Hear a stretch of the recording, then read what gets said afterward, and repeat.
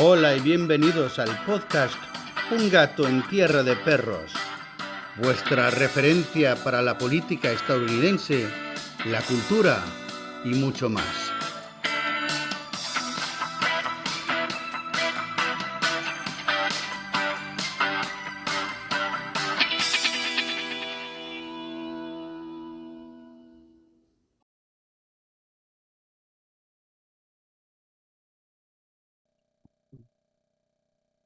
Hello, I'm Joe Meugniot. Thanks, friends, for being with me for another episode of Un gato en tierra de perros. Today I have with me Mr. Joey Meugniot. Welcome, Joey. Thanks for having me. I'm glad to be here. Happy to continue our conversation. Absolutely, and I don't know, I'm assuming I pronounced your last name correctly. Yeah, that was great. A for effort. Yep, that was great. Wonderful, wonderful. I took French in high school because I was enamored with a French girl, and didn't work out well, but I did learn a good amount of French. Let that be a lesson to everyone. Let that. Exactly, exactly. Well, that's, I mean, like a lot of people go into different things just to get girls, guys, especially, if you're going to be a singer, or a comedian or an actor. A few of them even say, if you went into it for anything other than to get girls, then you're lying. But you never know. Some people just enjoy it. But anyway, I wanted to start off by kind of getting up to speed on your background. You grew up in Vegas, is that right? Yeah, I did. I grew up in Las Vegas. I lived there for, oh man, 20. I think I was 28 when I left. Finally, I moved to New York, which is, I don't know why I decided I wanted to do that. I think I wanted something with seasons. Because Vegas weather is basically hot and slightly less hot. And so I wanted something with seasons, and I've been working in the kind of in the tech startup scene in Vegas and in the Bay Area, and I was tired of doing that, so I decided I was just gonna up and reroute and move my life to New York, and I moved to New York. But yeah, originally from Las Vegas, yeah, which is weird. I was born and raised there. Every time I tell people that I'm originally from Las Vegas, it comes up a lot in conversation in Europe as I kind of travel around, and everyone's always like, "People are from there." Yeah, people are from Vegas. Yeah, so Yeah, yeah, accurate. it's kind of wild. I mean, I'm a little bit older than you, and I grew up in California. Mostly, I was born in Spain to American parents, and but in California, at least in my town, which is a college town, it was a rarity to have natives. It was all everybody was from somewhere else, so it was Very rare to. transient. Yeah, exactly, Yep. exactly. Now, I mean, and when I did meet people that were like third or fourth generation Californians, it was like meeting a dodo bird or something. It was They're very like a unicorn in a yeah. exactly, yeah. And they were Yeah. either like very rich or very poor, usually. It tends to be Interesting. the truth about America. It's a country of extremes, especially in the last like 50 years or so. But you got the top, I'd say 5% and the bottom 5%. So yeah, Exactly. Vegas is And very much like that too. It's very transient, very it's very dependent on the tourism industry. So like I lived there. I mean, my mom worked in the tourism industry, and she was a travel agent, and then 9/11 happened, right? So very similar to what they went through again during COVID. I didn't live there at the time. I happened to move to Italy right as COVID happened. So and we can get into that a little bit later too. But yeah, so there you go. Vegas, very transient, quite an interesting place to grow up. Gave me a unique kind of view on how things are and what the world looks like.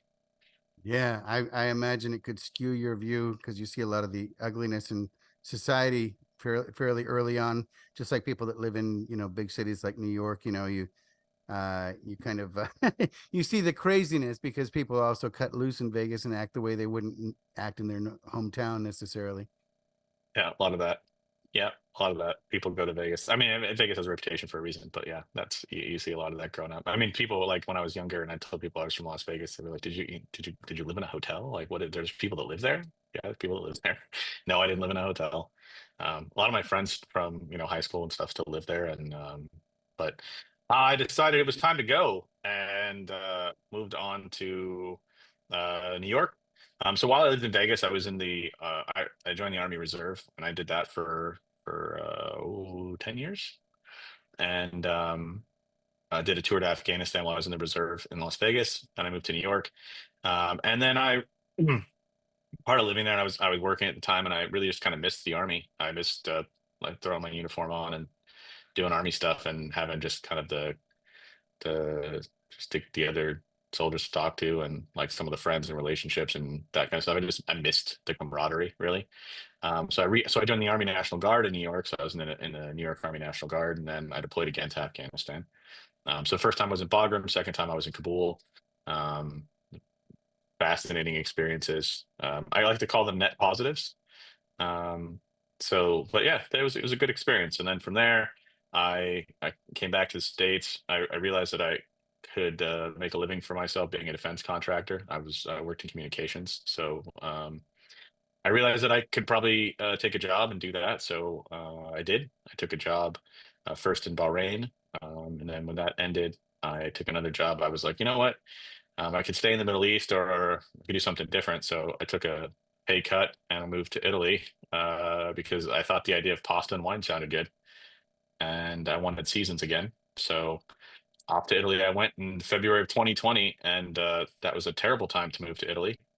So yeah, so I got Wow. locked down here, ended up staying here for a while. I'm still here, obviously. So still going. My wife and I ended up, she was more of a friend when I first moved here. And then we got locked down together, realized we didn't hate each other, didn't want to murder each other by the end of it. So we're like, we should see where this goes. Now we're married and have two kids. And so it's been a wild ride. I originally was in Naples and then I moved up to Rome because that's where my wife lived. And Is she from Rome, um, or is she Italian, yeah, or? she's Italian. Yeah, she's Italian, and she went. I mean, she's lived in Rome the better part of her life. She's from Lazio, which is the region. Mhm. So she's about an hour and a half north-ish is where she's from, north of Rome. And yeah, I love Rome. It's amazing. It's a fantastic city. If you like networking, living in Europe is fantastic, but Rome is even better because there's tons of diplomats, tons of people coming through here. There's pilgrims and all kinds of just diplomatic things and people running through it. And plus, it's Rome, so it's hard. I mean, it's an easy city to sell. Like I've invited tons of people to come visit in Rome. They're like, actually, yeah, that sounds like a good time. Who, you know what? Yeah. So they're like, I like That wine happened and to us when we pasta, were living sure. in Madrid. Yeah, same. It's Yeah. all of a sudden, all these people who would come to California would never come visit us. They'd be like, "Oh, we were at Disneyland last week," and we're like, "Oh, you didn't think to come visit?" But oh, Madrid, yeah, we'll be there next week. It's like, Oh, I was yeah. just in Madrid. It's fascinating you said that. I was just in Madrid 2 weeks ago. Uh-huh. I'd never been before. Amazing. I know that some areas of Spain, I have a lot of Spanish friends, and I know some areas of Spain are awful. But the areas of Madrid I was in, and maybe it was just because I was there for a conference and some kind of speaking engagements, but like I really enjoyed Madrid. I found it to be quite pleasant. I really like the architecture and the royal aspect of all of it. That was pretty cool. It was quite clean, Yeah. and And there's I always felt something pretty. to do. Yeah. I mean, It I was was a beautiful. It was a teenager beautiful when I was city. living there. Yeah, it's wonderful. I was a teenager when I lived there. I've been back multiple times since then, but yeah, I hope you registered your kids with the embassy when they were born. I'm assuming you knew about that from the Oh military. yeah, yeah. They've got Yeah, both my kids. So my daughter speaks fluent English and fluent Italian. She's 3, and they both have dual citizenship, and they're great. wonderful. Good to go. Yeah, It's easy. It's easy enough. So they'll yeah, have more opportunities than I had because they speak more languages, which is your only goal, really. I found when you have kids is just to try to screw them up less than you got screwed up, and then make sure that they have more opportunities than you had. And I think if you meet those kind of goals, and then do whatever you can to make sure they get to heaven, and that's pretty much everything else is window dressing after that. Those are your only main requirements as a parent. So that's at least that's my philosophy on parenting. But there you go. yeah. I think that generally parents are going to screw their kids up in one way or another, but they screw them up in different ways than their parents did. Hopefully. Yeah. Just slightly less, and you're making progress for the next generation. So that's Exactly. low bar, but that's the best way I can think of it is if I just give them one less dramatic thing that they have to deal with, then they should be okay. Yeah. Well, I left. Uh, I've visited Europe many times since I left, but and of course I was born there, but I wasn't there during the transition to the European Union, and but I remember discussions about it, and I've been back since then. But uh, it had all this promise of bringing prosperity and more opportunities, more freedom, etc. And I don't know. Do you feel that it's kept those promises, or how are things going in Europe these days? Um, so it depends on where you live. It depends on kind of how you view things. Um, I think the European Union gets a couple things right, and I think they get a lot of things wrong.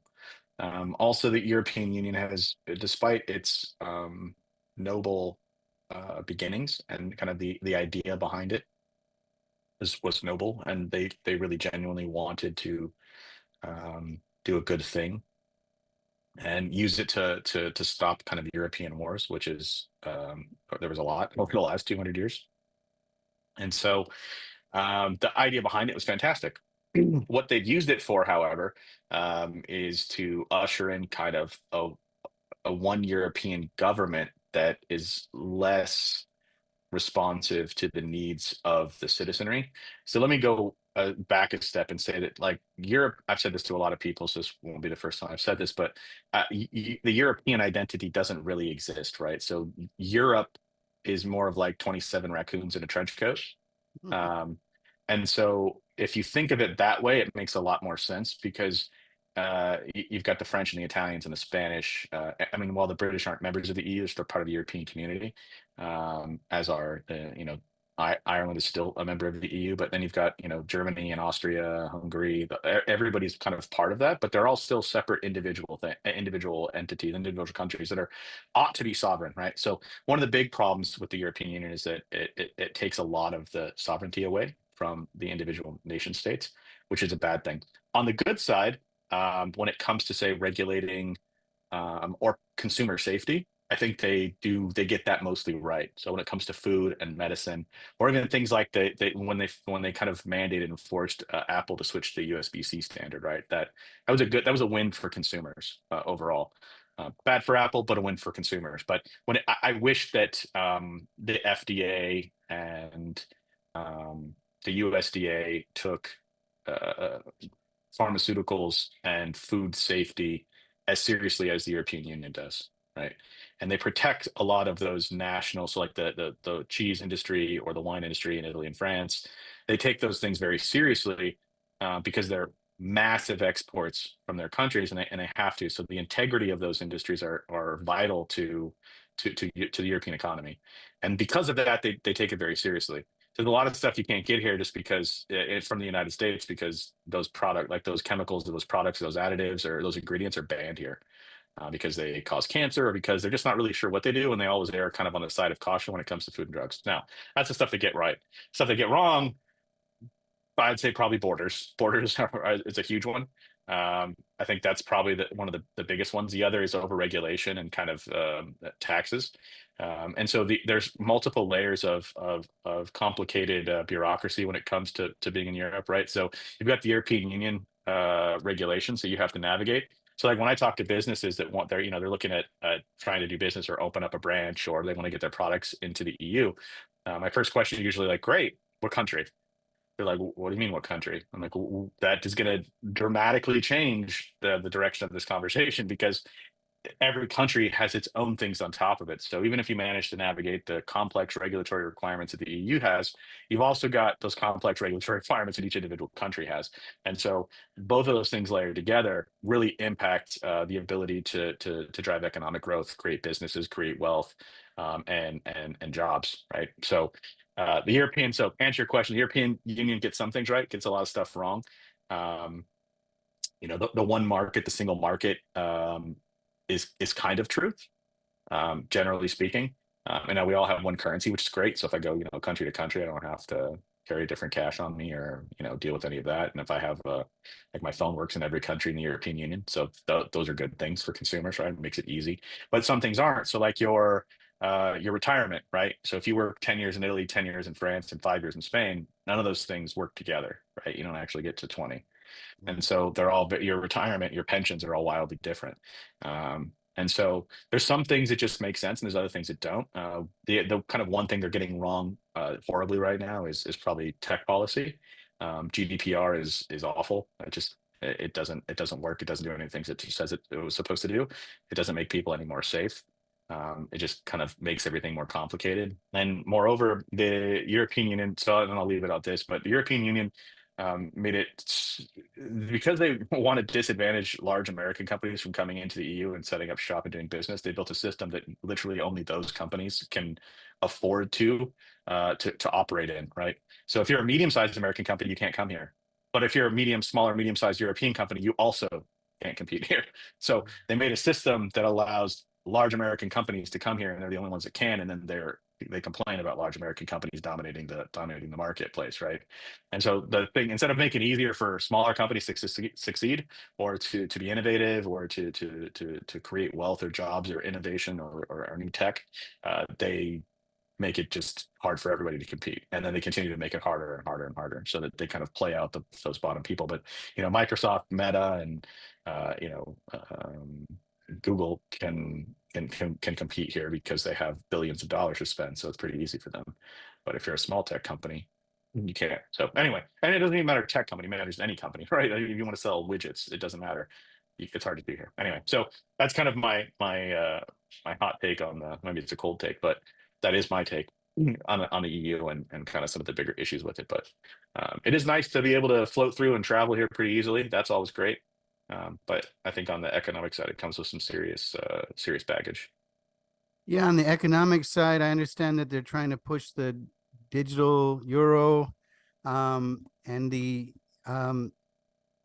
really uh, getting rid of cash, which is scary, I think. Um, Okay. and that's not just the European Union; that's all over the world. They're pushing that in Latin America and also even in the United States, which is, I think, why they've been fighting against cryptocurrency and other things, because they want to just have their own currency, in which it's kind of like what Elon Musk pictures for the X app, that ultimately it will be the everything app, where you handle your Mhm. finances, your social media, um, anything with your healthcare. But Yeah. that to me is scary as hell, because, if you do something Yeah. or say something they don't like, they can freeze your account, or they can You debank just have to you. look. You just have to look at China to see some of the like how some of that plays out.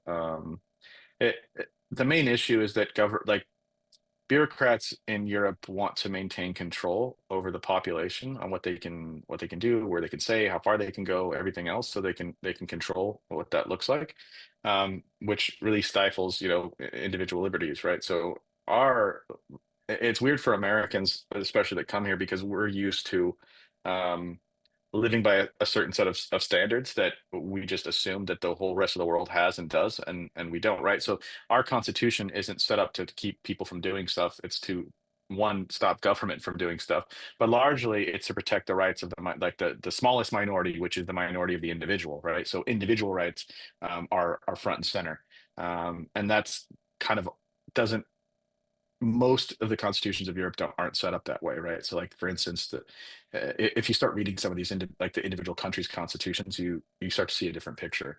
Like for instance, in Italy, healthcare is a right, it's a constitutional right. It's there.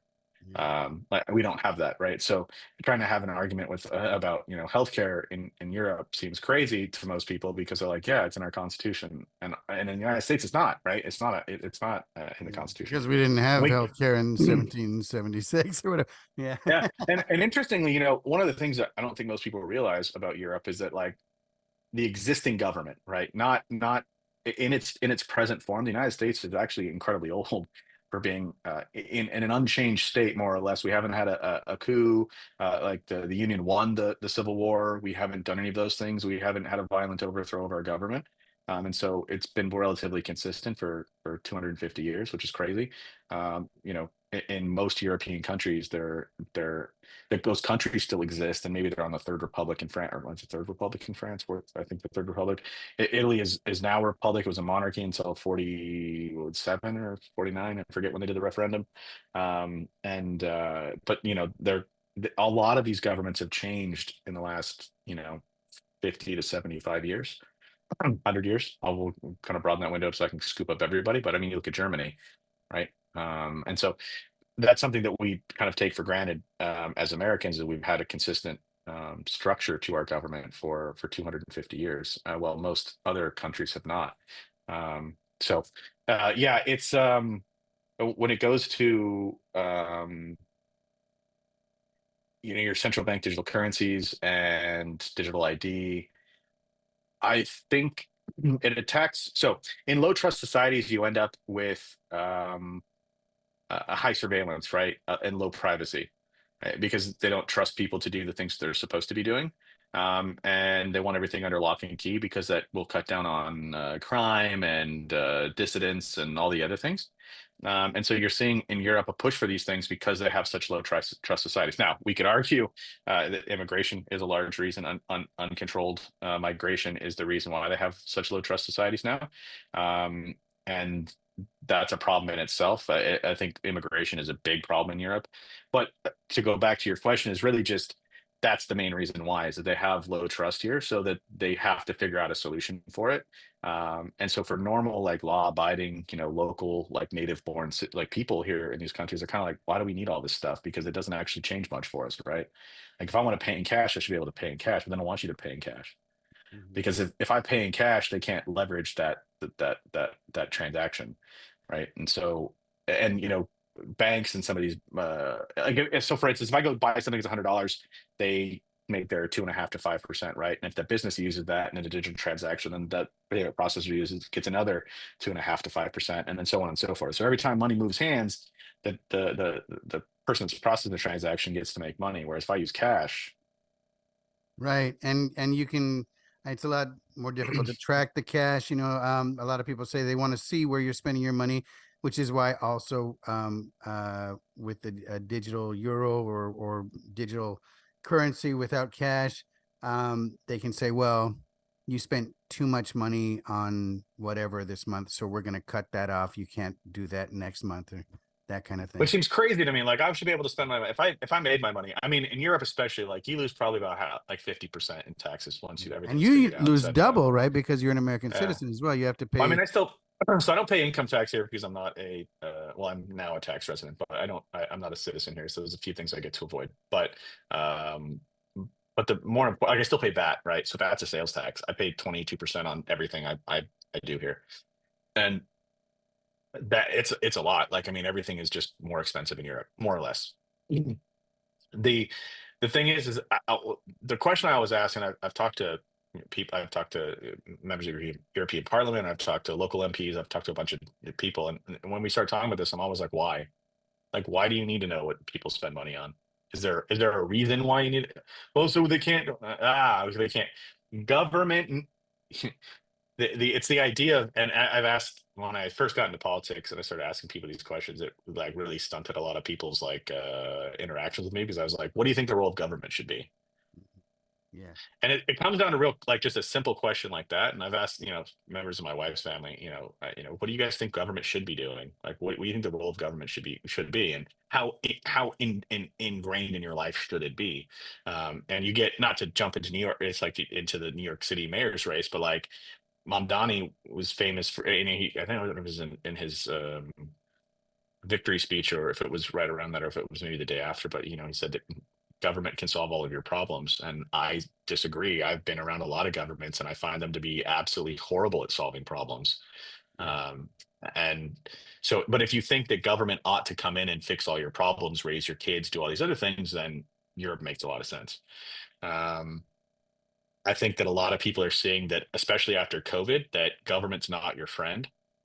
Um, and that you can't count on them to do what's in your best interest, right? Government's going to do what's in its best interest, and largely like in the best interest of whoever's running the government, frankly. And if they happen to disagree with you, then you're kind of stuck.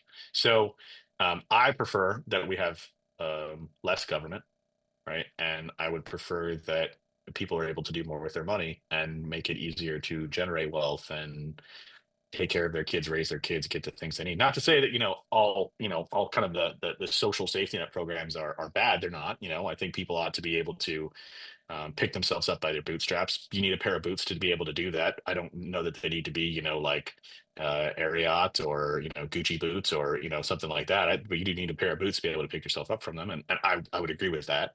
But also, I don't think the government should be required to provide you boots for the rest of your life. And I think that's kind of where the conversation is today, both in Europe and the United States. So Yeah, crazy. the government is shut down in the United States right now, with the federal government. And people are talking about SNAP, and uh, the numbers are coming out, and it's really crazy how many people are on that. And government assistance, really, in my opinion, it's a temporary thing to help people get back on their feet. It can be a permanent thing for people with disabilities or people who have issues where they're completely vulnerable, and they're not able to make a living in society. But for the majority of society, it's a way to get them back on their feet so that they can get a job and become functional members of society. But it's become generational now, and it disincentivizes people from moving forward. I mean, there are all kinds of viral videos of mothers telling their daughters, no, you're not going to get that job, because if you get that job, they're going to cut me off, and that kind of Mhm. thing, you know. So I think that there are people in government, and this could be conspiracy theory, but who want the people to be dependent on government. But other people have recently said, if the government can take the job of feeding you, they can also starve you. They can go either way. And yeah, like If it what. helps you if it helps you today, it might not help you tomorrow. Yeah, I think that I mean, we used to call these things social safety net programs, right? Like it was assistance, it wasn't a lifestyle, and it wasn't supposed to be permanent, right? And so I think you see a lot of waste, fraud, and abuse. Not to use a buzzword, but I think you see a lot of waste, fraud, and abuse when it comes to SNAP and a lot of the welfare programs. And originally they were designed to help people that were literally the poorest of the poor.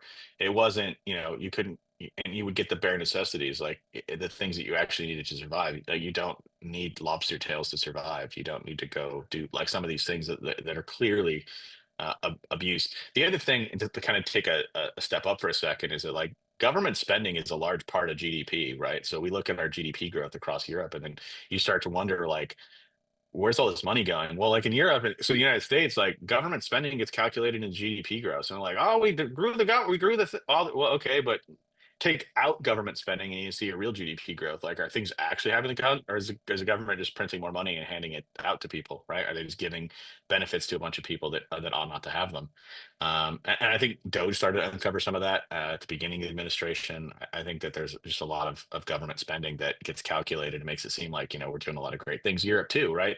So in Europe, you've got 50. I think there was like 50 million migrants that have come to Europe overall in the last, I don't know if it was 10 years or 20 years, I forget now, but 50 million people is a lot of people.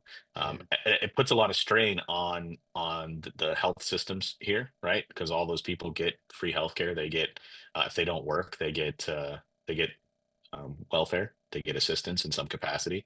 Somebody's got to pay for all that. But also, like again, it gets calculated into GDP growth because if the government is if the government is spending X amount of dollars and people are showing it on their thing, and and you have more people, so if they bring in 20 million people and give them all $100,000, it's going to look like GDP growth, right? So, um, that's part of the problem. That's why there's like this not to sound again like a conspiracy theorist, but like there's a lot of fake GDP growth going on in the Western world because the governments are just spending an insane amount of money. But to go back to SNAP and some of those other things, I think there's a lot of abuse. I don't want to take away a program that feeds hungry people, right? I don't think there should be, but just like every other government program, there is a ton of abuse.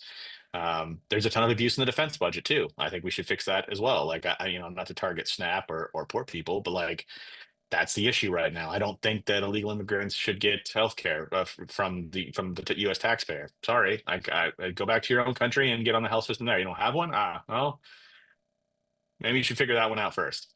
Um, and so, like, and I as someone who's literally an immigrant in another country, like I had to jump through like a million hoops to be like legally here in Italy, right? And I'm like the type of immigrant you would want. Like, I own my own business, I make my own money, I contribute to the economy, I've had kids, which is something that like Europe is not doing very well at. Like, I checked all the boxes. It was Yeah. insanely hard for me to jump through all the hoops here, and it took a really long time. Um, it was a very slow process, and they don't make it particularly easy. But the joke, like everybody that knows me, is basically joked at one point or another, like, "Why don't you just jump on a boat and come from North Africa? It would have been way faster." and I probably could have gotten assistance for doing it, right? But I don't have enough. My skin tone's a little wrong, and I came from the United States, so therefore it's harder for me to do these things. Which is crazy to think about, but that's just the way it goes. So I think that these government programs ought to be used for people that actually need them, and there should be probably work requirements around them. I think it should be a time, like you can't be on them forever. Like you can't forever be on SNAP. You can't forever be on food stamps. Like that's not what they're designed to do. And then you just become kind of a leech of the system, and then it becomes part of like your daily household budget. Like that's insane. I mean, the argument against has always been like, well, we need to pay people a fair wage, and blah, blah. Okay, well, let's go back and talk about immigration for a second, and how illegal immigration drives down fair wages for people, right? Like, and drives up housing prices. Um, so we start getting rid of people. Suddenly, people start getting paid more money, and houses become cheaper. Start deporting a lot of people that shouldn't be here, or taking away, assistance from people that ought not be on it, and give it to people that actually do need it. And if the pie is say $100 million, but we only have to split it up, a million ways, everybody can get that assistance can go a lot further. Then we constantly have to keep throwing more money into these welfare programs, and that's on top of what all the states do, on top of the federal, because we're talking about federal shutdown, right? I think the other thing that's interesting, not to just beat this with a dead or beat this dead horse, but like the federal government has been shut down for I don't know over a month now, and the world didn't burn down. Mhm. Um, so Which they said was going to I happen with the tariffs too. They everything's basically, going to catch on. Everything's awful. We're going to have the economy is going to collapse. Everything's going to be, it's the worst thing ever. I think what people should take away from the shutdown is that the federal government is not nearly as important as everybody thinks it is. And it's definitely not as important as they think they are. Um, and I think that's kind of the takeaway that everybody should have on that, is that it's okay. You'll be all right. Like yeah. Well, like I everything think, keeps did I moving. mention that Ronald Reagan said, the scariest words you can hear is, "I'm from the Yeah. government and I'm here to help." Yeah. Yeah. I got asked yesterday what my thoughts. Somebody asked me what I thought about JFK and what I thought about Ronald Reagan, and I was like, that's an interesting question to think about. Like, I was like, I'm curious what JFK could have accomplished had he not been assassinated. I think that would have been interesting. I think JFK today would probably be a Republican. Um, then I thought about Reagan for a while, and I was like, well, Reagan did amnesty. Like, California is forever destroyed because of Reagan's amnesty deal. So, like, I don't know. I have mixed feelings about Reagan at the moment. I don't like the fact that we have this cult of personality around Reagan and the Republican Party, but um, he's good on some things, bad on others. So there you go. Yeah. Anyway, When I was living in Madrid, that's when we had a lot of things happen. John Lennon was shot and Ronald Reagan was shot, and I remember going to my teacher. I went to an international school, and I went to a teacher of mine who was an American, and I said, "Did you hear the president was shot?" And she said, "I hope he dies." And that just blew my mind because I'd never heard anything like that before. I mean, people talk now about how we weren't as divisive back then, and I guess we weren't because yeah, you know we we just didn't talk about it. It wasn't polite to talk about politics and at cocktail parties or whatever. You just didn't hmm bring it up. And now you do, and now people are cutting off their friends and family because of their politics, which I think is insane. Every family has a crazy cousin, a cousin that's criminal. At least I mean, yeah, most families, but they're still your blood, and it's stupid to cut them off. But in terms of the immigrants coming to Europe, there's one big difference between the undocumented or illegal immigrants coming to the United States and the ones that are coming to Europe is that the vast majority in Europe seem to be Muslim. Um, hmm do you think that the North Africans and Middle Easterners that are coming to Italy want to become Italian and integrate into Italian society? absolutely not. Like unequivocally, no. I live in Rome, so I talk to a lot of Catholics here. I happen to be a Catholic as well, and I was talking to a bishop the other day about the difference between the illegal immigration in the United States and the illegal immigration in Europe, and the main difference is religion. A large chunk of the illegal immigration in the United States is from South America, and by and large, they're Catholic, right? And so it's interesting. It's an interesting conversation to have around their values and like their ability to assimilate. Do they share similar values? I think, and by and large, they do. Like the immigrants that come from South America have that same kind of Christian cultural framework that they stick to. It's just interesting, something to think about. And whereas here they don't, they're almost exclusively Muslim, and not that should disqualify you just because of that. But what's interesting is that their lack of a desire to assimilate or change anything, right? They want to come here and do basically live the exact same way that they lived at home, right? And they want to come to a country that has more opportunity, that's better, has health systems and culture and all these other things, but then they want to do the exact same thing that they did in Uganda or in Somalia or in Morocco, whatever country it is, right? It doesn't really matter. It's crazy to me. Like if you go to a different country, like I didn't come to Italy and then just try to make it America. I mean, I would like to make it America. Actually, I think America's the most amazing country in the world. But like, it'd be weird, right? If I didn't start trying to adopt or learn or operate in some capacity, and assimilate myself into how Italians do stuff.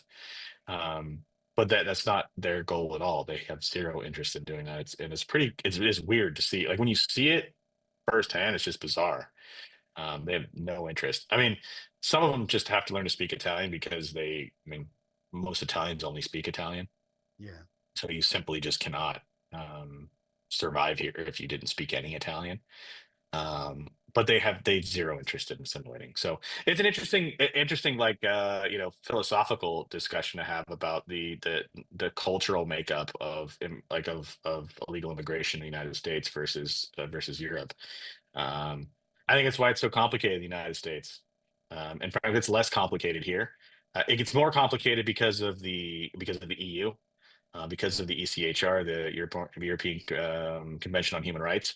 That really stifles a lot of the countries here, their ability to deport people. It's almost impossible to deport people. I took to Twitter like over, I don't know, probably a year ago, 18 months ago, because people are complaining about Giorgia Meloni's government not deporting people, and I was like, they literally can't. In the UK, they literally can't do it either. That's why in the United Kingdom they're talking about withdrawing from the ECHR, which I think is a completely right move. And in the UK, they actually can because Parliament is supreme. So if Parliament makes passes a law that is clear and unambiguous, they have supremacy over everything. And so they could tomorrow withdraw from the ECHR, and there's nothing anybody can do about it. Um, and then they could start deporting whoever they wanted to wherever they wanted. And there's nothing the European Union could really do about it.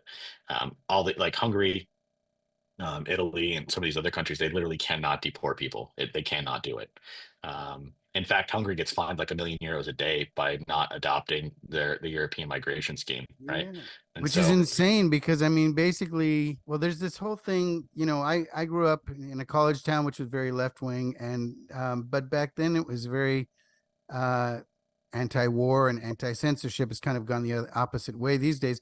But um they they see nationalism as a equaling racism, and that seems to be the way in a lot of countries. Like in the United States, if you walk around with an American flag hat or whatever, you're considered a racist. And it's that way in Spain. If you wear a Spanish national flag on your hat or whatever, I've had friends, because I have a hat that has the Spanish flag on it, and it doesn't have the flag of the República because that hasn't been around since the 30s. But they'll call me facha, which is a fascist, and I'll say no. unless you're going to a soccer match, if you're going to a Yeah. football match, Yes, yes. nationalism is amazing, right? Yeah. It's the best thing. Like everyone screams the national anthem of every country. They are horrible to one another then nationalism is great. Outside of that, nationalism bad, which is a weird thing to see. Like, because but it is, they're psychotic about football here, which is it was an interesting thing to experience firsthand. But it's bad in those cases.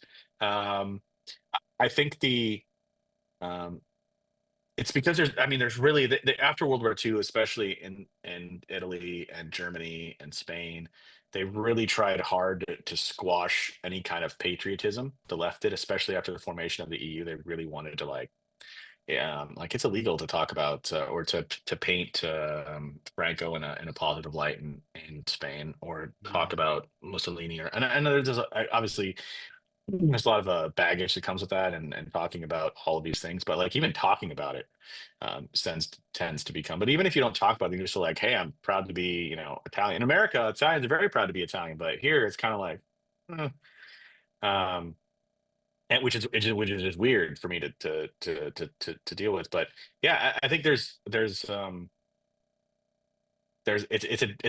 a downward trend that isn't great.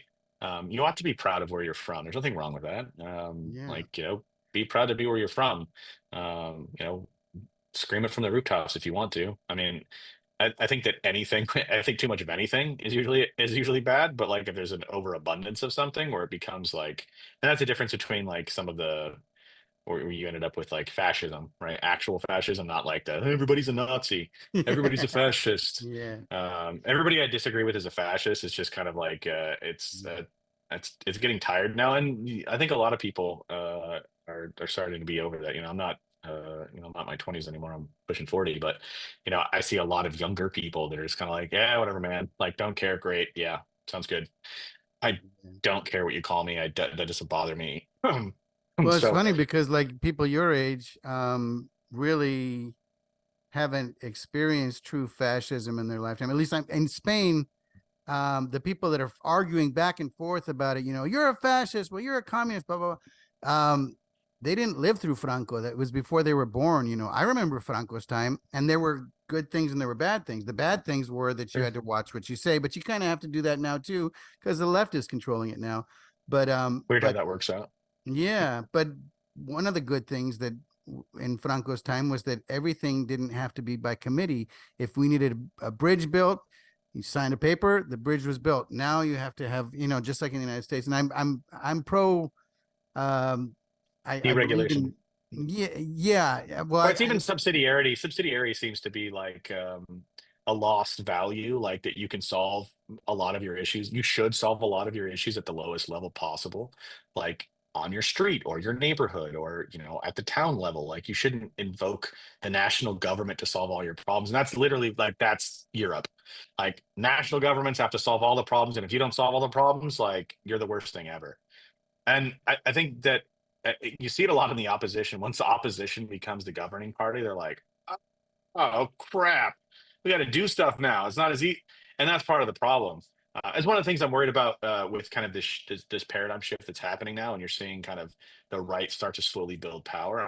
I'm deathly afraid that the right will not be ready to govern, and will screw it up and allow the left to come back full charge, because they will have learned all their lessons the hard way, because most of them are in power now, that have a little breather where we collect themselves, reorganize themselves, and be able to pick up the pieces after all these right-wing governments fall apart, because they don't know what the heck they're doing and they're not prepared for it.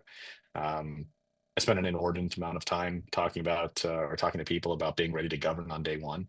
um, I think I think it's literally the most critical part of any right wing party, that they are serious and they can go on day one. They have the right people in place. They have their candidate selection done. They've got good people. They've got good staff. Most importantly, good staff. But that will lead us away from some of those things, and then you could conceivably start to solve problems at a lower level. Like, we need a bridge built. Great, let's build a bridge. We need to repair roads. Great, let's repair roads.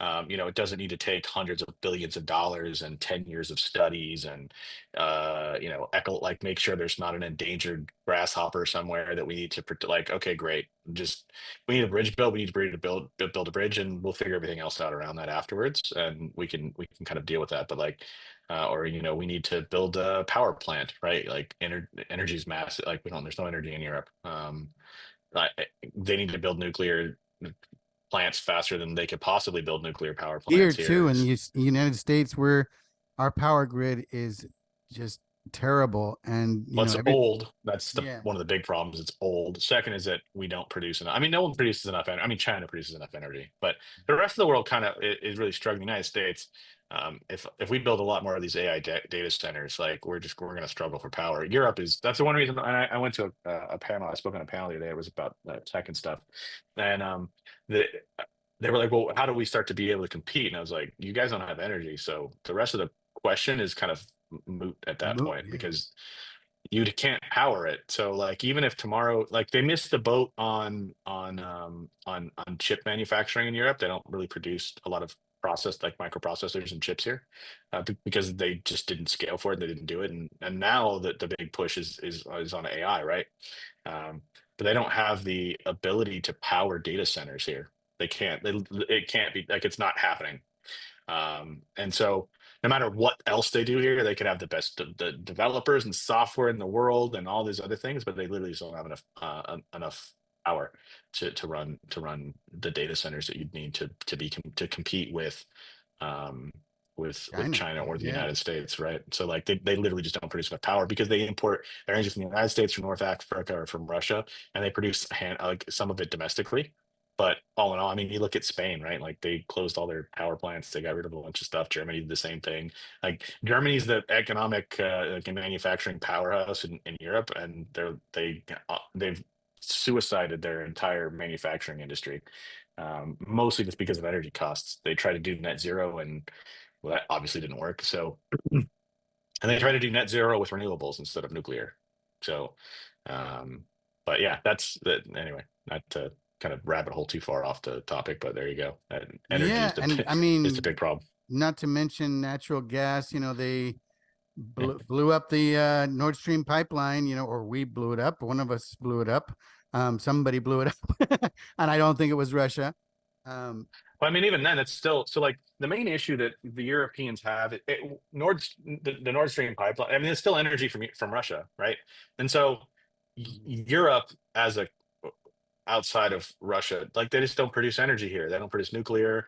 They don't drill for oil. They don't try to get natural gas. They import everything they have. Um, it's people that would listen to this in the future be like, actually, they have the solar power and they've got wind turbines. Like, okay, great. But the amount of energy that Europe requires to reindustrialize, let alone compete in AI, is like orders of magnitude more power than they can ever produce. So, like, importing more energy from Russia doesn't solve their problem. Importing more energy from the Middle East and North Africa doesn't solve their problem. Importing more energy from the United States, hey, you guessed it, not to sound like a broken record, doesn't actually fix their problem. but it makes They some could people rich. it makes, I mean, it'll make a lot of people rich. I mean, and they should. I mean, I'm in support of them, buying more energy from the United States as the bridge to a proper energy plan that allows them to kind of choose their destiny. I am invested in the success of Europe. I'm an American. I serve my country. I love America, but I live in Europe, and I would like to see Europe succeed. Right? I have a vested interest to here. I'm raising my kids here, so it'd be suicidal for me to be like, no, just keep buying all this stuff from everybody else. It's great. No, I think in fact what you should do is get enough to bridge yourself to bridge that gap that you have now, but have a plan to build your energy capabilities. Even if you decide not to compete in AI for whatever reason, right? Just to be able to pull back your manufacturing back from China or from Asia, and do your core competencies at home. So defense, food, medicine, medical stuff, produce that stuff here. I think Europe found out very quickly that when all of their medical and pharmaceutical industries, excuse me, were doing all of their manufacturing in Asia and China, they didn't have enough stuff here and they couldn't produce it here. They Same literally here. just Yeah. can't. Yeah. And so, Yeah. Our governor in California, immediately when COVID hit, spent, I think it was 3 million. It must have been million. I'm not thinking billion. On masks, and then we had to wait months for them to arrive from China. So it's like we got the flu from, or the virus from China, and then we get the cure from China too. It's kind of crazy, but I think the point of nationalism, in my view, is that self-sufficiency, to be able to provide everything for your own country, so you're not dependent on people abroad, um, especially China. We're yeah, all dependent on China. I would add to that. Your core, like your core, I would call them core competencies, but it's kind of like just so like if government's going to spend, I was again having a conversation a couple weeks ago about this, but like, you know, if you're, oh, sorry, hit a button on my desk and decided to, it's a standing desk, so I'm taking off Ah, now. I'm gonna put that back where it goes. There there we we go. go. Okay. So, the your defense sector, right? or your medical, right? So when governments spend money, if you spend money outside of your state or your country, that doesn't really help the economy, right? So government spending should be really localized. So like if you're going to spend a ton of money on defense, like I look at all these NATO countries, right?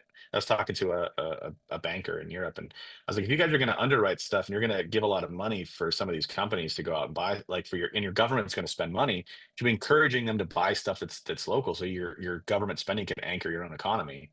Like, I mean, it seems counterintuitive, but I was like, if you guys are just going to go out and spend your defense budget in the United States, great for the United States. I think it's fantastic. Like, go support all those American companies. But I was like, it's kind of suicidal for your government to spend a ton of money outside of the country. And for a long time, especially when it comes to some of these things like your medical supply chain, if you're going to spend a ton of money on it, if California's going to write a $3 million check or a $3 billion check, it doesn't really matter. If they're sending all that money to China, it doesn't really help the economy of California in any capacity. But those taxpayers paid for that money. Like that came out of the taxpayer pocketbook, right? So now that money is all in China to do whatever they want to do with it. And so if you're going to spend money like that, you ought to be spending it at home. And I think that goes for the national governments in Europe. I think that goes for the U.S. government too. I mean, I think that's a big reason why Trump's pushed the things that he has.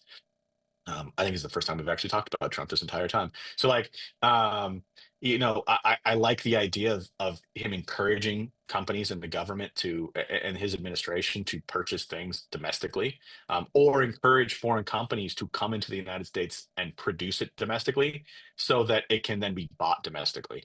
And because that provides jobs and security and all the other stuff, it protects our supply chain if it's produced inside the United States, even if it's a company that from Switzerland or something, right? It's going to go build parts and open a factory in Florida or whatever, right? So like those are those core competencies. I don't, there's probably a better term for that, but like you need to be able to produce food.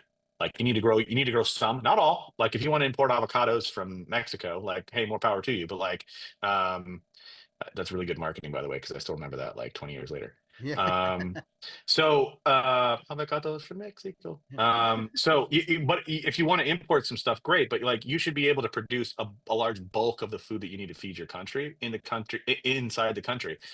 If you can't do that, right, that's a problem. If you don't produce enough energy in your country, that's a problem. If you're not able to defend your own country for whatever reason, not a good thing, right?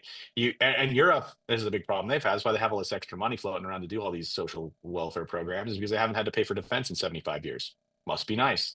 So, that's part of the problem, is that now they're going to start spending money on defense, but what are they going to do with it? And I think the United States is the same way. That's why Trump has really tried to focus on bringing investment to the United States. It hasn't happened. And it seems like a lot of money now, but if you went back like 20 years and they spread all this money out over the 20 years, which should have happened or should have normally happened if any competent administration had actually focused on developing U.S. industry instead of trying to export everything and outsource everything all over the world, all this money would have been a normal amount. It's not that big of a deal. But Trump, got all these commitments over the course of 9 months. Suddenly we're like, oh, there's trillions of dollars in spending. You're like, this is crazy. All these things are going to happen. They should have been happening already. Any competent government should want to do these things. But anyway, so yeah, I think as long as these governments are spending, whether it's a state, so state in the United States is state, and state here is the federal, like the federal government, like the state. But anytime, California or Delaware or Texas or Florida spends money, it ought to be spent in that. I mean, it ought to be spent in that state if it can be. And I think every country in Europe ought to be spending. If they're going to spend a lot of money and buy a bunch of stuff to fix a problem, then it should be spent in that country so that it can um, um, anchor the economy. They get the money goes back into the economy. It goes to hire people and produce things in those countries, produce energy, instead of just going out and buying. Like if they're going to go spend $25 billion, but they're all just going to go buy F-35s and missiles from the United States. Like that doesn't really do much for them. So they're going to spend a ton of money on stuff that doesn't actually help the people in that country. Anyway, so Yeah, and there I you go. mean, a lot of people are nostalgic now for times that we used to think were tougher times, which in some ways they were, like the going all the way up until the 70s. Yeah, our economy was struggling, but we did have factories and people could make a living in those factories, especially car factories in Michigan and that kind of thing, where a factory worker could afford a house, a car, send his kids to college. All of that Yeah. seems to be getting more and more out of reach now. The factories have all been shipped overseas.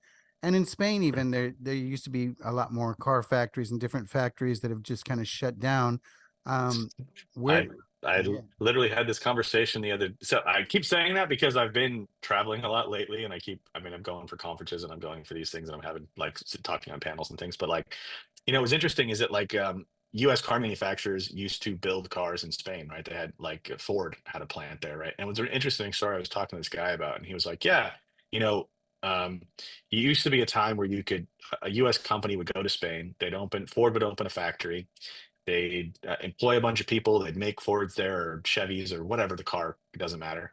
And after like 10 years, there was it was possible for say like an engineer from there to be like, you know what, I want to design my own car and be able to go off and spin off his own company. And now there's a Spanish company that builds cars because he took engineers and they did the other things. And it didn't really hurt Ford very much. I mean, Ford's going to keep doing what Ford does, but like the ability to do that it's possible. That's not possible anymore. First of all, they don't do that anymore. And second of all, like there's way too much red tape to even think about doing those things anymore. And so, um, you know, wages it's nearly impossible. Like the average income in Italy is like 1,500 euros a month. Mhm. So like, and I I think would say that's better probably than that's Spain. I think Spain is it's lower it's than it's that. higher than Spain. Yeah, it's Yeah. higher than Spain. I mean, Italy's still a G7 country. Spain's not for whatever reason. Um, and because I mean, we know why I could like their economy's not the best. It could be. It's a conversation I had. Mhm. But it's interesting to think that like we Europe has really gotten away from kind of that entrepreneurial mindset to say like, hey, and a lot of it is taxes, regulation, kind of the overbearingness of the state. But if I'm going to go work, 35, 40 hours a week at a full-time job and I'm going to lose half my money anyway, like at least I get, the whole month of August off and I can go take some vacation. And then maybe I don't even know if I want kids. Like they're like, I don't even want at that much money. I don't even know if I want kids. Like they can't buy a house. They can't afford a family. They can't, I mean, there's just a lot of stuff they can't do. And so I guess I'll just do my thing and be like a little cog in the machine. And that's the mindset of a lot of people. It's really sad, quite frankly, that like we don't they don't encourage these things. And some governments are trying. So like I know the Maloney government is trying to fix some of these things. It's Well, just what's your it's opinion on hard. Meloni? What are your thoughts on Meloni? I think she's fantastic, right? I think she's doing the best with the cards she's got. Um, there's a lot of internal politics. Here's the other thing that is kind of weird about Americans is that we don't pay a lot of attention. I mean, that's kind of a meme at this point. We don't pay a lot of attention to the world outside of the United States, which is fine. It's not a bad thing. It's just the way it is. Um, but there's a lot of internal like that, and just like in American politics. I mean, there's a lot of dynamics at play. There's a lot of things that are happening behind the scenes that can't be done. She also, so let me, you're I'm not going to bury the lead on this. I think she's doing a great job. I think she's doing the best with the cards that she's got, with the hand she's got. She also has a judiciary problem. There's a lot of activist judges here that keep her from doing a lot of things. I think she's also got her hands tied by the European Union. There's just a lot of things that she can't do. Like she tried to deport people, and they literally turned the plane around. The judges turned the plane around. So she's got some other issues that she's got to deal with. And she's made some deals with some African countries in which like they'll spend like Italy will help spend money there and invest in education and some of the other things to try to lower immigration on the supply side, if you can call it that. And so I think she's doing a good a job as anyone could do. I mean, she's surprisingly one of the longest serving prime ministers since the republic existed. I think she's doing a pretty good job. She's holding together a coalition with Hope and Bubblegum at this point. And I mean, there's a lot of smart people. I think they're learning a lot. The government's still pretty stable. I think the Italian people are relatively happy with the fact that they have a stable government. When a lot of look at France, for instance, and that's they have a different prime minister every 45 seconds. So that's not a good look. But I think she's doing a great job. I really like her. I know a few people in the in the administration, in the government here, and they're good people. They want similar things to what we've been talking about. I think there's also a cultural issue and a pipeline issue. There's just all the institutions here have been run by the left for a very long time. So there's an educational and institutional problem that they just have to slowly fix. I think it's becoming cool to be right wing again, and they keep calling her far right. as like this kind of moniker to like try to dissuade people from trusting. Oh, she's far right. She's not. Like I'm further to the right than she is. Like it's crazy. Like I'm so far right that like I don't need. There's not even a spectrum for me to be on in Europe most of the time when we start talking about stuff because I'm like, hey, deport everybody. It's great. Let's gut taxes. Let's just implode the healthcare system here because it's not sustainable and it's going to implode anyway. We might as well do it in a controlled detonation, and slowly figure out how to rebuild it so that it actually works for people. Like I'm crazy ideas, but slowly they're starting to fix some of these things. I mean, Yeah, they've like the passed some good pension legislation. system, it's kind of like here with Social Security. It's kind of a Yeah. Ponzi scheme. It's not sustainable because there's not. It has to be funded by the youth, and there aren't as many young people anymore. Yep. It's just they're. I mean, yeah, yes. I watched a very good video. Very good. There's an Italian guy that lives in the United States that answers a lot of questions about Italy, and he did a great video on this exact topic. That basically, um, people don't pay taxes here because it's really hard to. There's no punishment for it, right? You can just not pay taxes and like, okay. So that's a problem. I think the other side of it is that there's taxes are so high, it's pretty insane. And then there's not enough people to pass the buck. And they it's the left is a weird has this weird like disconnect from itself where they're telling, hey, we don't have kids, we can't support them. There's too many people here. Just kidding. We need a lot of people to come here from North Africa so that we can do all these things. And you're like, Yeah, yeah. which one is it? Is it that we can't have kids here? Because all those people that come here, they pop out like a kid every 9 months. So like, Mhm. I thought there was a, Which is why they're going to but the, end up being the majority eventually. uh, I mean, it's just time is undefeated. So like, you're not to be able to do anything about that. But it's just a weird. In the same breath, they'll tell you that they shouldn't be having kids because the Earth can't support it or whatever. But then we should bring a lot of people here from other countries so that they can do. And the interesting thing is, so they can do jobs that Italians won't do, and that's not true. We know Right. it's not true. They say the The same thing problem about here. Yeah, The exactly. problem is that the wages are too low because those companies are incentivized to spend as little money as possible on labor. It's a cost, right? So if you want to run your business, you need to spend as little money as possible and make as much money as possible. And the little part in the middle that the government doesn't steal from you is what you get to build your business with. So it does. I mean, it's logical. Now we should do something about it because that's crazy. So a lot of these companies that use this very, very cheap labor, they're very supportive of illegal immigration from Africa and from the Middle East because it lowers their costs. But if they didn't have those people here, they would have to. The economy and the market would have to adjust itself. People would have to get paid more money, right? And if there wasn't, 50 million extra people, and I think in Italy it's like 12 million or something, 12 million extra people competing for housing and jobs and health assistance and welfare and all the other things, there are probably a lot more resources for the people that actually need it. They're Italian that are actually paying taxes. Crazy concept. I know it's a wildest thing you've ever heard. But here we are talking about like, what are we going to do about it? But again, I digress to go back to your original question, which is Maloney doing all right? Yeah, she's doing all right, but she can't do as much. She can't deport people. So, Yeah, I and like they her. can't close the borders. I always, I mean, the press always paints certain people like Abascal in Spain and Meloni as far right and fascist. And then I just watch her speeches and I can understand Italian. It's close enough to Spanish that I can get it. Mhm. And, you know, she talks about family values, about people wanting to have more in life. And she does say things that are possibly uncomfortable to some people, like I think she said that Italy is a Christian country. It Some, is. It's yeah, wild to say that's not a controversial statement. It's like one of the most Catholic countries in the world. Like all of Europe is Catholic. To be frank, like even like Switzerland, which is not known for being a Catholic country, all of their holidays are Catholic feast days. yeah. Like they're like in the United States, we get Thanksgiving and July 4th and President's Day. Like there's some of those holidays here, but most of the bank holidays here are Catholic feast days.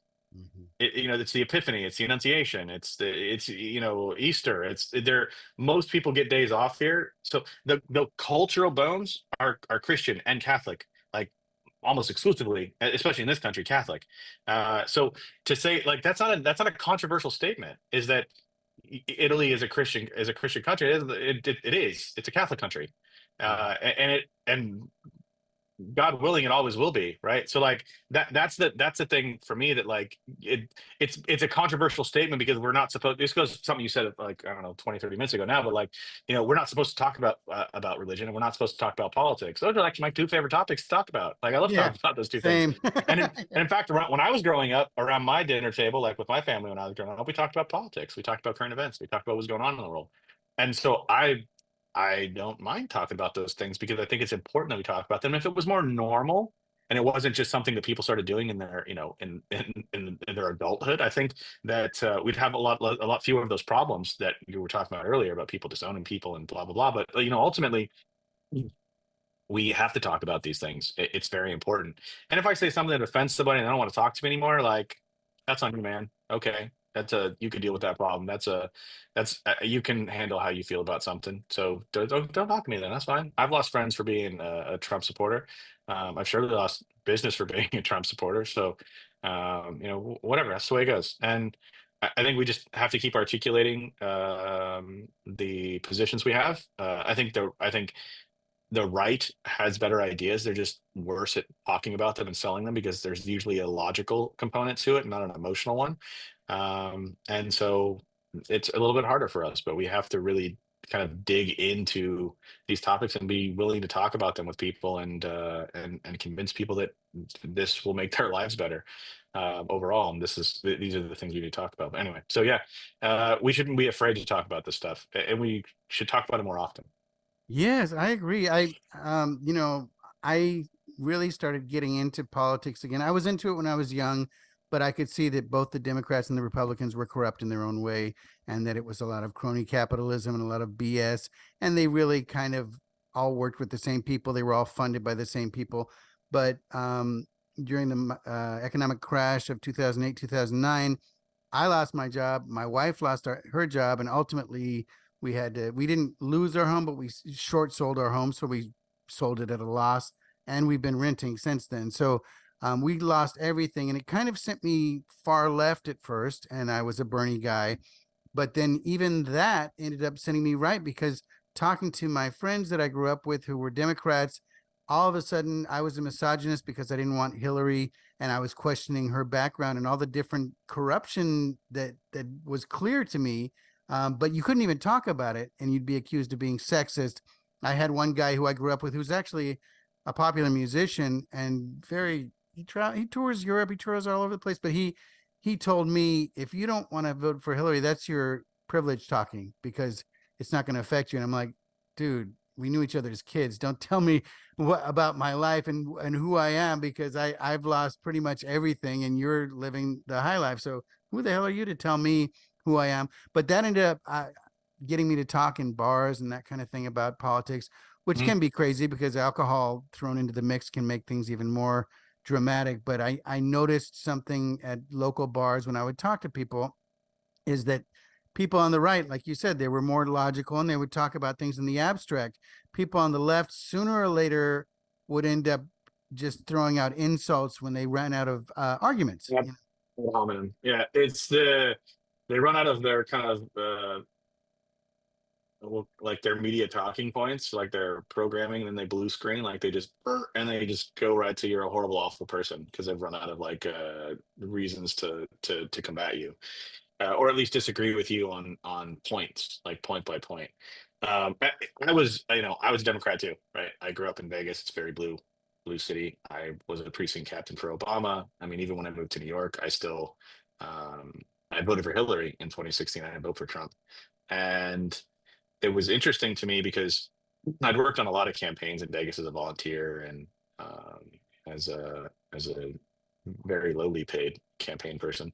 And what I after we lost a lot of those other, like I've lost races, lost a ton of them, but it was always kind of up until the Hillary thing. It was really just like, cool, we lost. Where did we go wrong? How do we get better next time? Let's start working tomorrow, right? Like, let's go.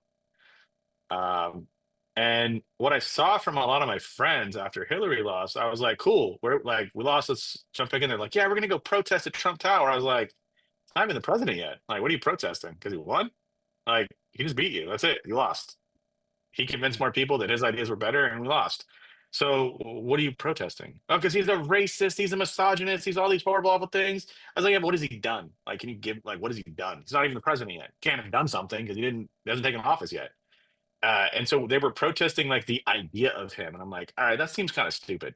So slowly, and I had a few friends, and I did the whole like red pill trip where I was watching podcasts, listening to podcasts, and watching YouTube, and doing all these things, like picking up some ideas and trying to like formulate like kind of this.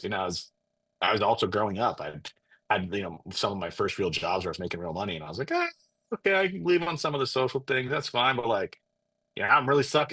These taxes are sucking the life out of me, man. Like I'm losing 2/3 of my paycheck over the course of a year. That's not great. And so I started to have kind of some of these discussions. And I grew up in Vegas during the financial crisis. Like it was pretty terrible. It hit Vegas pretty hard, right? So like I got to see my mom lose our house and have to refinance it and sell everything and like try to make ends meet. My mom was working like 3 jobs. Um, I had 2 jobs, and I still had to live with my mom because who could afford to pay rent at that time was crazy. And so uh, I I think that I call myself a conservative populist a lot, and I don't know if that needs updating, but until I have something better, that's what I'll stick with. I find that populism helps you identify the problem, but conservatism helps you with the solution, right? And that's the difference. I think that's why there's a lot of crossover between Bernie and Trump supporters. There's a lot of people that were kind of like, yeah, we really want, it sucks to. So I talked at the very beginning. I don't know if had started recording it, but like we talked about the top five and the bottom 5%. We spent a lot of time focusing on the top five and the bottom 5%. Government spends an inordinate amount of time and money catering to the top five and the bottom five, and the middle 90 just get kind of like Yeah. forgotten. Yeah, the middle And class and basically, that's why it's shrinking and disappearing because they don't care, and the middle class is the one that suffers the most and all these things because if you're super poor, you get help from the government. If you're super rich, you're okay. So yeah. I mean, you get even more help from the government. I mean, Yeah. it's like Yeah. I know a lot of people in that top 5%, and they don't have trouble getting access to the government anytime they want it, right? Some of them are my clients, so Mhm. like I get it. Like it's great. Everyone should aspire to be in that top 5%. But like the government spends a lot of time at the top and bottom 5%, and for me, I find that that populist side really looks. That's why Republic. That's why like working class people, that middle class are starting to identify more with conservative politics and with MAGA and with the Republican Party. Like the Republican Party is now the party of the worker, which is weird, right? That is like unfamiliar territory for like anybody that's been alive for more than 25 years, right? That's like insane. And so populism has really, and that's why there's a lot of crossover between Bernie and Trump because of that populist kind of, I would call it like a problem identification. But they have wildly different solutions for how we fix these problems, right? Bernie's like, no, we need more government. I want to tax the crap out of everybody. And the funny thing about Bernie and all these like left wing type people is they used to talk about how awful millionaires and billionaires were. So like 10 years ago, millionaires and billionaires were the biggest problem in the world, and now it's just billionaires. Yeah, because he's a millionaire now. Yeah. Unrelated to any of this, Bernie Sanders is now a millionaire. So he's obviously not the problem. And so that's crazy to me is that like, millionaires and billionaires are the problem now. It's just billionaires. We need to tax billionaires. And that's their idea of solutions to all these things. It's more government, more programs, more bureaucracy, another committee, another commission, another agency. We need more people, more people, more people, more people. And the government just keeps employing the same amount of people. And so when the government suddenly is like, you guys aren't actually producing a lot of value here. And the government's the largest employer in the country, and the state governments are some of the largest employers in every state in the country. That's a problem. Not everybody can work for the government. That's crazy. And so the idea on like kind of more the Republican side, or like the MAGA and Trump kind of area of politics, is where like, hey, government has a role, but there've got to be solutions that don't require us to just explode the size of government, and just absolutely hammer in all these crazy policies and stuff, right? So anyway, that's kind of my political journey was very similar to yours. I've been on the ramen noodle diet before. We'd spice it up every once in a while and crack an egg on top of the ramen. But like I've been there. Boom. Yeah. There you go. If you have a little So ham or I've something, throw it in there. ham would be a delicacy, but yeah, special occasions we could dice up some ham and throw it in there. But like I've been there, I've seen it, and I still prescribe to this day that like there's better solutions, right? Like I have not found a government that is really good at doing anything. I mean, just go to the DMV and Mhm. basically any country any state in the United States, and be like, do you want more of the DMV in your life? And you're like, no, I don't. I don't want more of the DMV. There's no one that's like, man, I can't wait to go to the DMV today. So like, why would you want more of the DMV? You should want more of the DMV. You should want more of, like, I don't know, time with your kids and raising a family and like figuring out how you can do all the things that pass on to them. And like at the beginning, we talked about not screwing up your kids as much as your parents screwed you up, right? Like those are the things you should spend time on, not the government educating your kids and watching your kids and raising your kids and doing all the other stuff that needs to happen to you, and then sending you off Indoctrinating to your go. kids. Yeah. Well, then sending you off to work 40 hours a week and then taking half your money away from you while they get to, like, government gets to spend more time with your kids than you do, and then they take half of the money that they sent you off to go make in the first place to be a productive member of society. Like, that doesn't sound like a good time for anybody. It sounds like a recipe for disaster. And then you wonder why Mom Donnie and some of these people like win, because they can come out and promise all these amazing free things. Sounds great. Because the system and the story that all these voters, the people that voted for Mom Donnie got sold, turned out to be a lie, and they're pissed off about it. I'd be pissed off about it too. They all get told that if they went to college and got all these degrees and did all this stuff, they would have the most amazing life ever. And it turns out that was all BS. And they're all in Their debt now. lives, Yeah. they have a ton of debt and their life sucks. And a lot of them gave up having families to go into the career field that they're in. And so they don't have kids, they don't have families, they don't like their lives. And like, you're surprised that they voted for the guy that said he was going to solve all their problems with more government. It doesn't take a rocket science to figure out like what the direction that some of this stuff's going in. And we're in a point in history where like we have to have these tough conversations. We have to start talking to people. We need to start being more active and less squishy. Like, we don't have to be accommodating to everyone. If you believe something, you think it, don't then say it. We don't always have to be like, but we're all in man. Like, no, a lot of the people on the left do not want to compromise with you. They don't. They don't want to work with you. They don't want to compromise with you. They're not. They're not even on the same sheet of music with you. We're not trying to figure out, oh, there's a little bit of wiggle room here. We know I think we should be at like point one, and you think we should be at point three. So let's just compromise at point two. They're like, no, no, we don't know. There's no compromise. You're doing it our way, or we're going to put you in prison. Or we're gonna, take away all your property, and you're gonna live in a pod and eat bugs, right? Like, that's the direction we're going in. I think we have some serious hard questions to ask ourselves on the right in the Western world. Like, is this really the direction we want to go in? I would argue that we shouldn't, and we don't want to do that. I think we owe it to our the people that came before us, our ancestors, to stand on their shoulders and be better than they were, and pass something off to our kids that is better than what we got handed. I think that's kind of what my worldview kind of all it circles back to. So there you go. Yeah, I saw a meme, I think it was just this morning or yesterday, that said it infuriates me that all these people from communist countries are complaining and think they know more than a blue-haired gender studies major. It's like anybody that's lived through communism knows it's not the way and that you're going to lose everything. That's But because real communism has never been tried, and that's the yeah, problem. We just got to that's true. try harder. Yeah. We just need you to give us everything, and if you don't, we'll do like Che Guevara did and just pop a cap in you. I just saw a thing recently of a gay pride parade in, I think, Latin America, where they had these gay banners that had pictures of Che Guevara. Che Guevara was a huge homophobe, and He hated gay mm, people. yeah, Hated them. He literally executed them.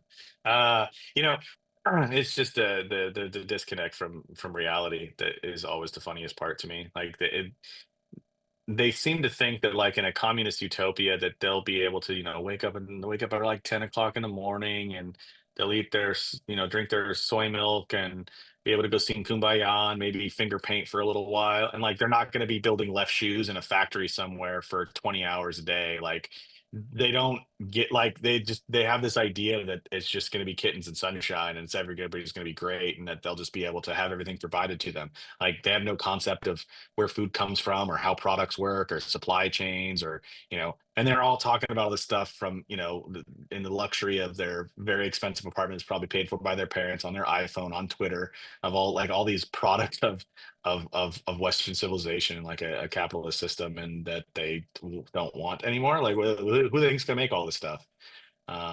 it would be them, right? Like Yeah. all these people with Yeah. the useless degrees are going to end up doing all the awful, horrible manual labor stuff because somebody's got to do those jobs.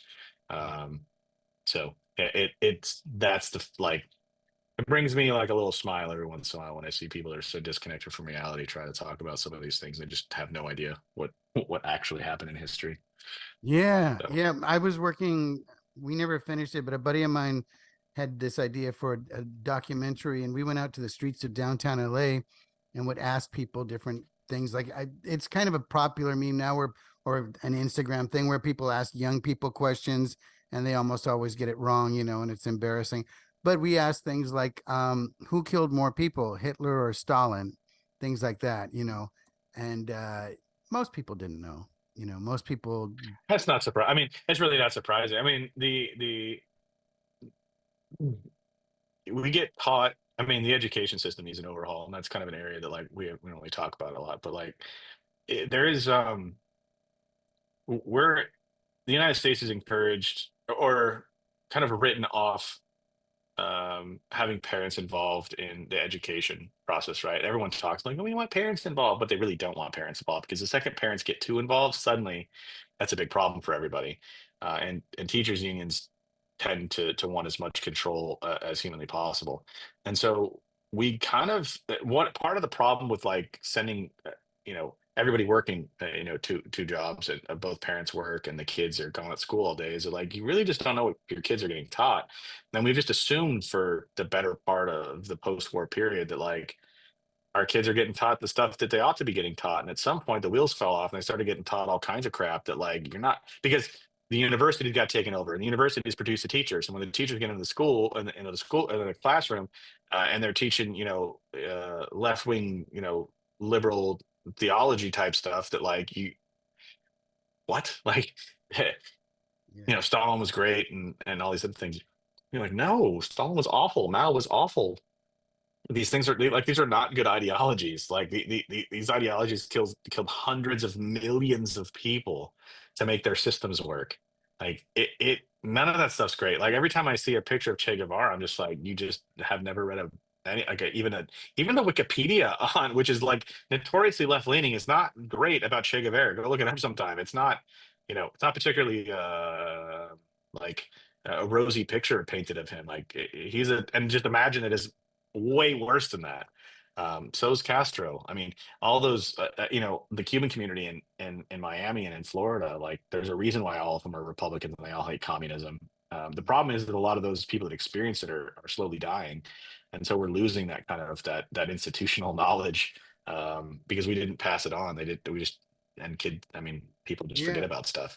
We very quickly forget about stuff and how awful, things really could be. Um, so yeah, it's not surprising, and I'm glad that the education is becoming a bigger topic and trying to take over school boards and ensuring that what are being taught in universities. And there's the other thing too is like just other options. Like there are a lot of conservative options. Like you can homeschool your kids. There's private schools you can go to. Like you can run for school board, take over the school board, start pushing them to teach like an actual curriculum that doesn't hate America and doesn't hate Western values. And like you don't need to be a communist when you come out of high school before you go to like. There's a lot of kids that go out to come out of great, you know, very devout religious families. Like they're excuse me, they're great kids. They go off to college and within 6 months to a year they're transgender communists and you're like, what happened?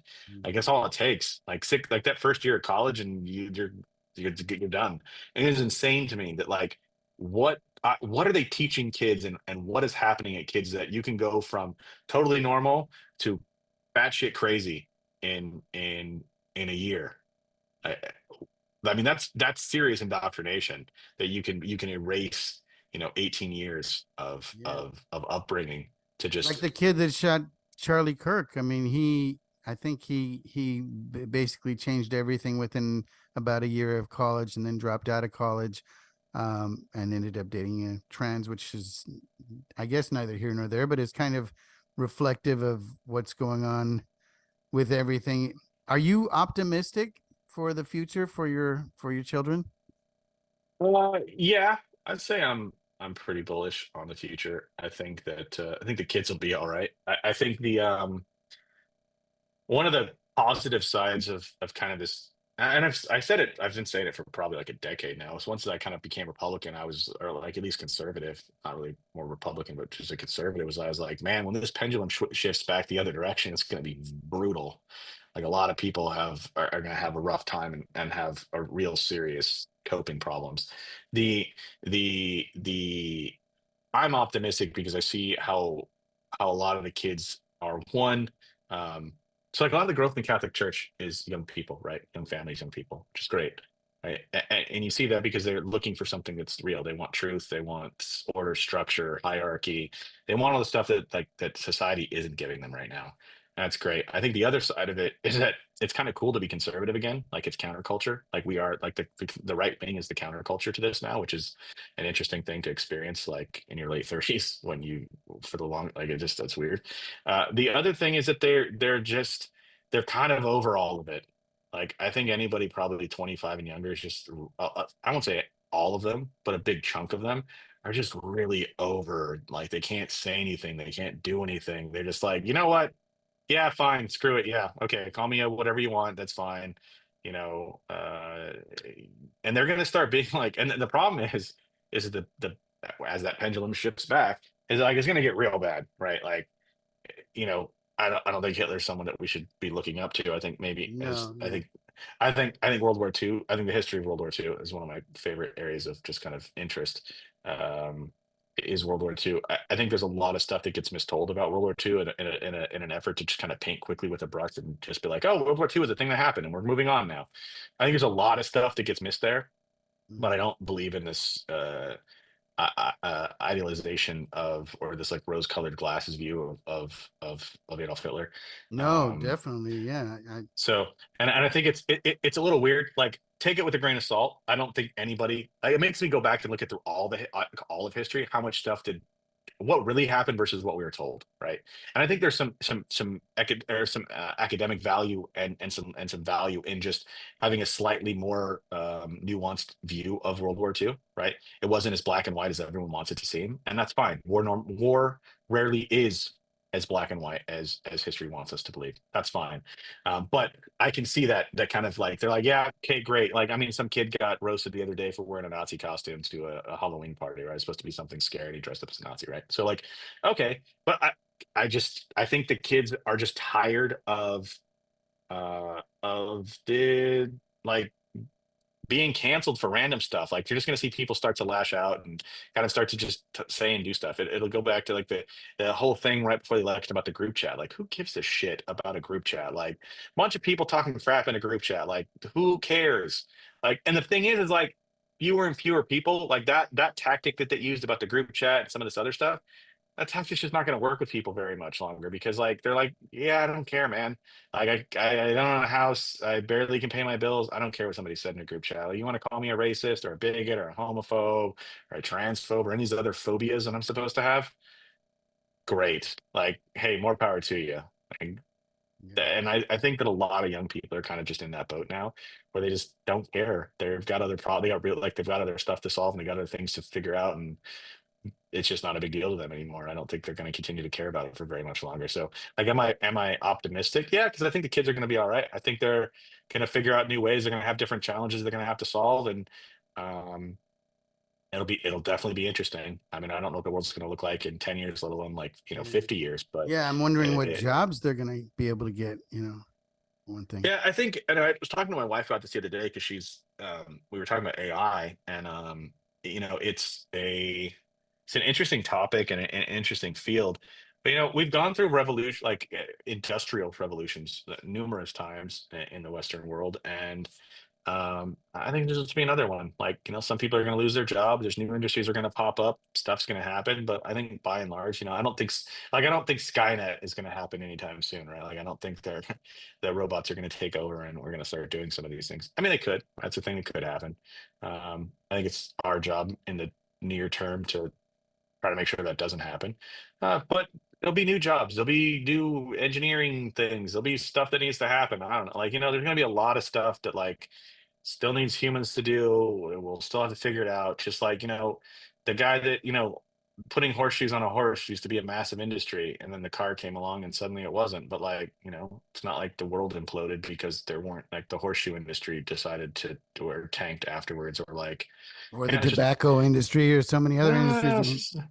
Yeah. they seem to be okay. I mean, they're still turning a pretty big profit, so they managed to figure it out and like move on. So like, there's always, the lead, in the medical industry. I'm sure that the guys that sold the leeches, and all the, I'm sure he had to reinvent himself too and figure it out when they realized you couldn't just suck the blood out of people, and he probably became a banker or something afterwards. I don't know, right? Like he figured it out.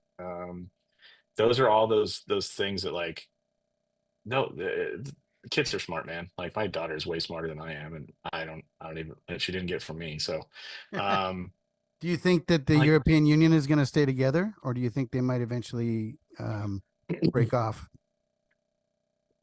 if they were smart, they'd fix themselves so that they can continue doing the things that they're good at and stop trying to do the things that they're horrible at. I don't. It's going to take a few elections for that to sort itself out. Like, I mean, some of the parliamentary groups in the European Union, they're not trying to dissolve the European Parliament. They just want the European Parliament to do a better job. I think there is a lot of, like, I go back to what I said at the beginning, talk about the European part, like about the EU, is that like it had noble goals at its outset, and I think if they get back to some of those things, it could be a really good global force for and an excellent economic ally for the United States, as NATO is. If it continues to try to view itself an overbearing government nanny type organization that finds itself for whatever reason trying to compete and attack the United States, I think that's a recipe for disaster. But I think that it could do a lot of good, especially for the people in Europe. But it's going to take at least two more elections before that power starts to shift. And the problem is that the people in power tend to reinvent themselves just enough to stay in power, and so that they can kind of keep the status quo. So like, do I wish that would excuse me, do I wish that would happen? Yeah, I would like to see that happen. Um, I think what's more likely is some of the status quo is going to stay the same, and unless something big happens, right? Like unless there's a massive election or something. But um, if if the last election was an indication, I think the next election there'll be probably a big change in the European Parliament. If they can actually do their jobs and fix a handful of things, I think that they could get on track to do it. But that will be up to the MEPs to actually execute stuff. And there's a lot of nuance that's like, it's difficult to modify legislation. It's almost impossible to repeal a law or regulatory stuff. Like you can try to you can basically try to amend it, but trying to repeal it is it's actually easier to pass new legislation than it is to repeal old legislation. And it usually takes like 5 to 10 years to do these things. So I'm It hopeful that seems they can like, fix it, but yeah, it seems like Europe is kind of a smaller version of the globalist vision of like the World Economic Forum, Klaus Schwab, all that, where they, I mean, to a certain extent, they were trying to push all these values of, you will have nothing and be happy, and wars, that we all have to get together for a war against whoever. And now it looks like, I don't know, Trump looks to be pulling money out of NATO now, making people pay their share. But also, I wonder if NATO is even necessary now that there isn't a communist bloc really in the East, and that was what it was set up for. And it seems to be causing a lot of conflict. But I don't know. That's a lot of. yeah, I think um, that's a lot. There's a lot to unpack. There's I could talk probably for an hour on each one of those things, but NATO is there's a kind of two parties. One is that NATO's outlived its usefulness, and the other one is that like NATO's still necessary because they view Russia as aggressive, right? I I think that NATO keeps a lot of the European countries from trying to argue and fight with one another, as I think the EU does as well. So I think from a de-escalation standpoint, at least a communication, if we're all on the same side, that's why they kind of have to keep a bad guy. There has to be a bad guy somewhere to keep all the people in line. Um, So I think that there is. I also, I mean, the NATO structure lends itself well to keeping the European Union, or at least the European continent, mostly relevant. Like they can pool all those resources together, and I mean, they could, well, they should be able to do a lot. I think Trump's pushed very diligently on getting them to spend more on defense. And now what that defense actually turns into, because some of these countries are trying to be like, everything is security related. So like, if we like, they were trying to justify their defense spending as, there was some renewable projects. They were like, yeah, but it powers a military base somewhere. So that's part like, so that was trying to cover some of their defense, like, and it's not. It's just kind of it's dumb. They're not actually spending money on defense. So it'll come down to like what they're actually spending money on defense. If it's bullets and bombs and troops and ships and planes, like that's good. If it's ancillary spending on I don't know, personal protective equipment, like I don't know, it's not going to make a big difference for NATO. Um, but I think overall. Um, I think NATO still has a purpose for the moment, and I think if anything, it's just as a deterrent, and to make people need a warm fuzzy feeling. So, and the people of Europe need to feel a warm fuzzy feeling. I think there's still a legitimate chunk of the population here that finds Russia to be a threat. Um, we could take it's one of those topics we could probably spend hours on just debating, like not even debating, just discussing back and forth. There's still a big chunk of the population that thinks that, right? Um, I also think that there's a lot of things going on in the Middle East that the European countries want NATO to be able to react to that should they need to. Fine. Um, the other thing is that I think the United States is tired of bankrolling European defense, right? We gave them a massive defense umbrella after World War II, and we've spent trillions of dollars defending, making sure that Europe has a warm, fuzzy feeling. Uh, and with Trump's change in defense kind of doctrine, right? He's got a more of a regional focus and having strong allies in a region that can defend itself, and we can come in and help them if needed, but we're not the primary military force in any particular region. I think it's a great strategy. It allows us to protect our part of the hemisphere. Like we can focus on Latin America, for instance, which needs a lot more help than say Asia or the Middle East or Europe. Right? Latin America gets basically ignored all the time, and there's a lot of problems in our own backyard that we need to deal with from a security standpoint. And Europe's got the benefit of that. So I think it's time for them to step up and start taking care of some of their own defense related stuff. Um, Not that the United States won't help, but we want a more reciprocal relationship. Mhm. And I think that's kind of the focus on it. So NATO still has a role, and I think big picture, NATO still has a role. Um, I think the European Union will have an economic role, and if they can continue, or at least really focus on consumer protection and on protecting like the well being of the European Union, not let predatory companies or organizations and those kind of things like take advantage of the population. I think they have a very good role there. I think it allows all these countries also to talk to one another in a sane setting, where diplomacy can actually happen. So I think those are all good things, in theory. In practicality, sometimes that doesn't work out. But so there you go. That's my two Well, cents.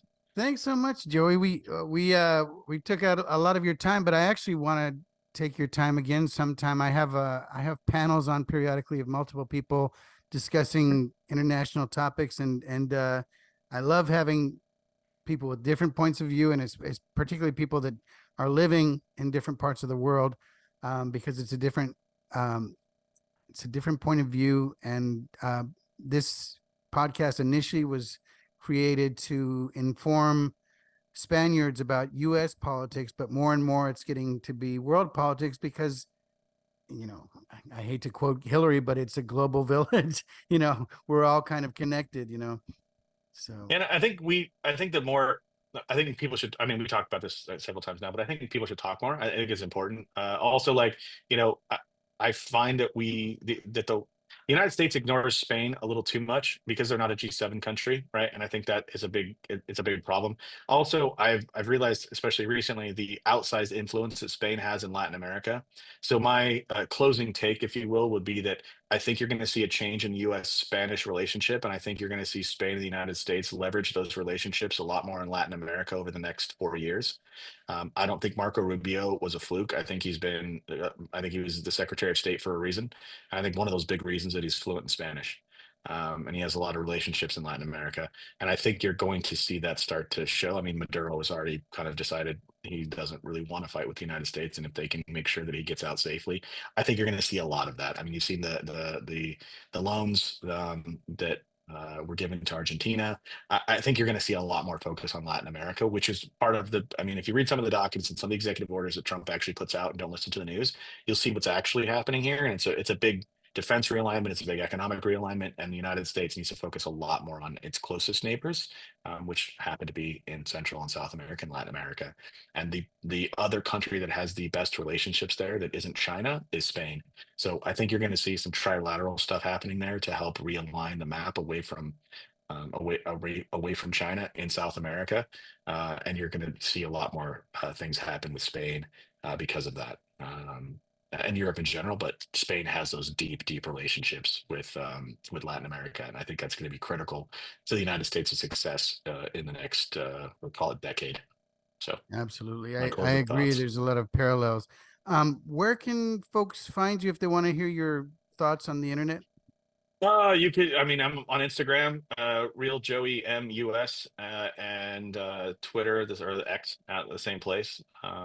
Those are usually the best places to find me. I'm actually gonna. I'm planning on doing a lot more content on Instagram over the next few months, but having a 5-month-old has kind of put a hamper on my or a damper on my plans. But yeah, you can find me there. I mean, you just reached out and DM me, and we started talking. So I'm pretty easy to get a hold of. I try not to feed the trolls too much, but if there's a legitimate, genuine person that wants to talk about something, I'm usually pretty open to that. I'm a real person. It's not like I don't. A lot of people are like, oh, you're not real. I'm like, I'm a real person. I get that Uh, too. I'm like, I'm a real boy. yeah, like you should say, yeah, I made up the name Meugniot because that's so, it's like, um, No. you have a picture there, Yeah. you have your name. The people that you accuse you of being a troll are usually people that have like a picture of a monkey and a fake name that's like Liberty or Die or whatever. It's like, Yeah. dude, what are you talking about? Uh, It has 8 followers and just opened their account last week. But for genuine, like, I mean, I post a lot of stuff. I work with a lot of conservative people. I I talk to a lot of people. So sometimes my takes are kind of interesting. Sometimes not so much. But yeah, if you want to know more, want to hear more, you can follow me on Instagram or on X. And if you have a comment or something to share, shoot me a DM. My DMs are open. Wonderful. Wonderful. Well, thanks again. And I look Thanks forward for to having having me. I you on appreciate again. it. Yeah, Absolutely. call me back or shoot me a message anytime you want me on. I'm happy to jump on again. Will do. And thank you to all our listeners. And until next time.